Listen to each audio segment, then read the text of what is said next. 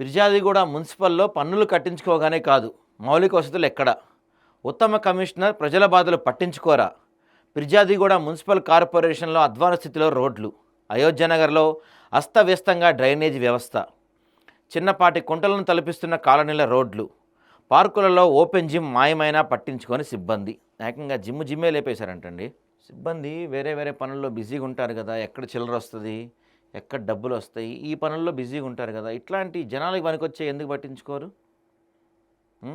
ఇట్లాంటి వాటి జోలికి వెళ్ళరండి బాబు వీళ్ళు అసలు. అయోధ్యనగర్ కాలనీ అంట, అది చూడండి వర్షం పడితే ఎట్లుందో, చక్కగా ఈత వేసుకుంటే వెళ్ళచ్చు చిన్నపిల్లలు.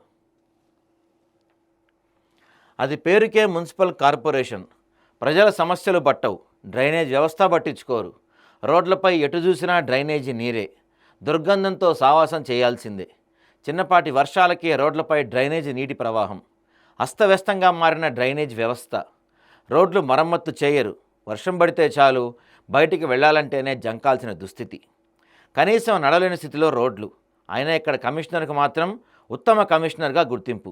అదేంటి అనుకుంటున్నారా? ప్రజల ముక్కుపిండి మరీ పన్నులు వసూలు చేస్తారు, అందుకే ఆయనను ఉత్తమ కమిషనర్. మరి పన్నులు వసూలు చేస్తున్న కమిషనర్ ప్రజల సమస్యలు ఎందుకు పట్టించుకోరు?